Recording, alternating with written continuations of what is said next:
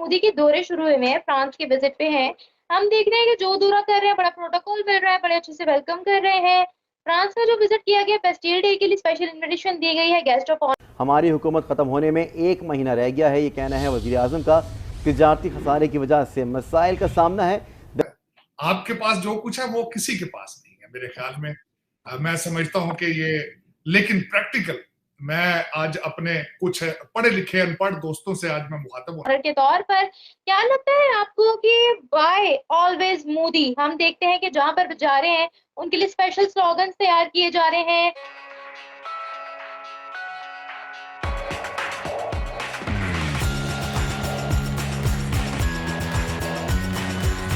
Heaviest protocol दिया जा रहा है, रेड कारपेट बिछाए जा रहे हैं। वहां के जो प्राइम मिनिस्टर या प्रेसिडेंट होते हैं वो खुद आकर उनका हाथ पकड़कर उनको लेकर जा रहे हैं। क्या चल क्या रहा है ये? जिसकी इज्जत होती है उसी के लिए ये सब किया जाता है। Modi is visionary leader, he is global leader. ठीक है, वो दुनिया को शेप कर रहे हैं एंड ही रिप्रेजेंट 120 कंट्रीज। ये ना भूला करें कि जनवरी ऑनवर्ड्स अब वो 120 कंट्री के भी लीडर हैं, ग्लोबल साउथ के। तो आप ये भी चीज ध्यान में रखा करें कि अब वो सिर्फ इंडिया के लीडर नहीं रहे हैं, वो अब ग्लोबल लीडर बन चुके हैं और 120 कंट्री के फोरम को लीड करते हैं, जो कि ग्लोबल साउथ है। और ग्लोबल साउथ का पंगा उसी से है, देखें। और अगर आप जियो पॉलिटिक्स समझेंगी ना, तो मोदी की इज्जत क्यों होती है? क्योंकि मोदी हर किसी को साथ लेके चलता है। उसको आप इंडिया बोल रहे हैं, इंडिया हर किसी को साथ, नॉन अलाइंड मूवमेंट जो उनकी थी। फ्रांस और अमेरिका की खास बनती नहीं है, मजबूरी में एक दूसरे के साथ है। फ्रांस और अमेरिका के अंदर बहुत बड़ी दुश्मनी है। बहुत बड़ी बात है जियो पॉलिटिक्स में कि मोदी ने 2 हफ्ते पहले अमेरिका का दौरा किया, 2 हफ्ते बाद वो फ्रांस में बैठे हुए हैं। अमेरिका में भी डिफेंस डील कर रहे हैं और फ्रांस में भी डिफेंस डील कर रहे हैं। ये एक बहुत बड़ी बात है। अगर आप जियो पॉलिटिक्स और इंटरनेशनल रिलेशंस को पढ़ें तो फ्रांस की नहीं बनती। और फ्रांस और इंडिया की हिस्ट्री तो देखें आपकी, कम से कम भी आपकी जाएगी 1000 साल पहले, तो जाएगी जाएगी, लेकिन 1000 साल को भी छोड़ देते हैं। 500 साल पहले लोग फ्रांस से आते थे, तो फ्रांस से जो लोग आते थे उन्होंने जो किताबें लिखी हैं इंडिया के ऊपर, वो आज का बेसिस है कि इंडिया क्या था और क्या है। ठीक है, उसको आज हम बेसिस बनाते हैं। उसके बाद अगर आप रिसेंट में आ जाए, 100 साल पहले इंडियन फौजी थे ना, जो वर्ल्ड वॉर 1 में लड़े थे फ्रांस के लिए, फ्रांस को बचाया था। वो इंडियन फौजी थे ना, जिनको red cross, Victoria red cross award दिया गया था कि आपकी वजह से पेरिस बच गया वर्ल्ड वॉर 2 में हिटलर से। तो इंडियन फौजियों की देखें पूरी दुनिया में कहीं ना कहीं धाक है। मोदी जी जहां जाते हैं इंडियन फौजी तो होते ही होते हैं। उसके बाद देखें, मोदी जी देने जा रहे हैं ना, लेने तो कुछ नहीं जा रहे ना, शहबाज शरीफ की तरह। तो यही फर्क है। और मोदी जी ये पहले नहीं है, ये भी मैं आपको बता दूं। देखिए, ना पहले है ना आखिरी है। और ये इंपॉर्टेंट भी क्यों है इसकी अब मैं वजह बताता हूँ। फ्रांस 4 साल 5 साल के गैप पे किसी गेस्ट को बुलाता है। फ्रांस की ट्रेडिशन नहीं है कि वो हर साल अपने बेस्टाइल डे पे बनाए। और फ्रांस में बेस्टाइल डे की बहुत बड़ी अहमियत है, क्योंकि बेस्टाइल डे से सिग्निफिकेंट उसकी वैल्यू ये है कि फ्रांस में फ्रेंच रेवोल्यूशन जिस दिन खत्म होके कामयाब हुआ था, और फ्रांस में मोनार्की खत्म होके डेमोक्रेसी ने अपना परचम ऊपर किया था, उस दिन को बेस्टाइल डे बनाया जाता है, जो नेशनल डे है उनका। वो हर साल किसी को नहीं बुलाते, वो 4 साल 3 साल 5 साल के गैप पे बुलाते हैं। PM Modi will be the second prime minister of India to be honoured as the chief guest on Bastille Day. जो पहले थे मनमोहन सिंह थे 2009 में, तो मोदी जी दूसरे होंगे जो अभी करंटली डील्स करने वाले हैं। आप 26 राफेल मरीन है, इसके अलावा 3 सबमरीन हैं, साफरान का इंजन है, एयरबस की भी शायद फैक्ट्री वैक्ट्री की बात करेंगे कि इंडिया में फैक्ट्री, और शायद कुछ और डील्स हैं जो पब्लिक में नहीं है। जो पब्लिक में है इसी की वैल्यू करीब 35-40 अरब डॉलर बनती है, 35 to 40 बिलियन डॉलर्स। और जो अमेरिका से 80 बिलियन डॉलर्स की डील वो करके आए हैं।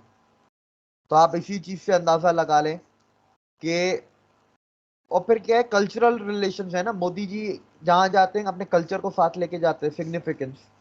अभी मोदी जी की 1 घंटा पहले ही इंडियन डायस्पोरा के साथ स्पीच लाइव हुई है फ्रांस में। वो डायस्पोरा में स्टार्टिंग के 25 मिनट उन्होंने फ्रांस और इंडिया के रिलेशंस के ऊपर बात की है।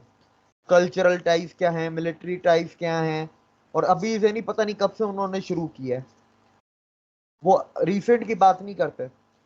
और रशिया के बाद अगर इंडिया किसी का वीटो इस्तेमाल करता है अपने वीटो की तरह, तो वो फ्रांस का वीटो है। फ्रांस ने कितनी दफा आपको वीटो किया है कश्मीर के इश्यूज के ऊपर। इसके अलावा अगर आप जाएं तो आपके पास पाकिस्तान के पास फ्रेंच सबमरीन है और पाकिस्तान के पास मिराज 2000 जहाज हैं जो आपके ग्राउंड हुए में। क्यों? क्योंकि उनकी मेंटेनेंस फ्रांस नहीं कर रहा। क्यों नहीं कर रहा? क्योंकि इंडिया ने मना किया। और न्यूक्लियर रिएक्टर्स की भी शायद डील हो सकती है। इंडिया न्यूक्लियर पावर पे बहुत आगे जाना चाह रहा है, तो वो भी शायद एक डील हो सकती है पॉसिबली, जो पेपर्स पे नहीं है, जो मुझे लगता है कि 50-50 है। क्योंकि वो नेवल ग्रुप जो फ्रांस का बहुत बड़ा न्यूक्लियर इंजीनियरिंग का ग्रुप है, नेवल ग्रुप, उसके सीईओ के साथ मोदी जी की मीटिंग है। मैं चाहता हूँ खासकर जो जरा बात करें भारत की या मोदी जी की बात करें तो या तो उनका इस्लाम खतरे में आ जाता है या फिर उनकी सेल्फ कॉन्फिडेंस जो वो मजरू हो जाता है, हालांकि हकीकत से बहुत दूर है। मैं इससे पहले कि कंपैरिजन करूं आपके फ्रांस के दौरे का, तो मैं ये बताना ये चाहूंगा कि अभी 1.2 बिलियन मिला आपको आईएमएफ से, कुछ पैसे सऊदी अरेबिया से आए और शादियाने बज रहे हैं वर्सेस 595 बिलियन फॉरेन रिजर्व है भारत का। 595 बिलियन डॉलर। और अगर मैं कहूं कि उनसे कुछ सीख लिया जाए तो बदतमीजी के तूफान शुरू हो जाते हैं। अब मैं बताना चाहूंगा कि आज फ्रांस में क्या हो रहा है। फ्रांस में क्या, मैं देखना सबसे पहले तो ये बताना चाहूंगा कि ये 14 जुलाई को सबसे बड़ा जो होगा, मोदी साहब का छठा दौरा है, छठा। और 36 राफेल तैयारे थे, 36 पहले लिए थे, 26 आज ले रहे हैं, 80 हो जाएंगे उनके पास, और 3 स्कॉर्पियन सबमरीन्स ली जाएंगे। चीमा साहब तैयारे लेना, एक तो पहले मैं ये बताना चाहूंगा कि राफेल तैयारे जो हैं ये किसके मुकाबले में हैं? ये F-18 हॉर्नेस तैयारे को सुपर उससे सुपीरियर एबिलिटी रखता है राफेल। और ये मरीन तैयारा है, ये उनके जो कार्गो शिप्स हैं उसके ऊपर से चलेगी, उससे भी आगे छोड़े। ये राफेल तैयारे फ्यूचर में अलायंस के साथ मिलकर भारत के अंदर असेंबल होंगे। इसकी काफी 51% ओनरशिप होगी रिलायंस की। और दासो अभी जेट तैयारों का अभी कॉन्ट्रैक्ट, अभी वो कहते हैं ना, अभी सूखा नहीं था वो कॉन्ट्रैक्ट, उसकी स्याही अभी सूखी नहीं थी।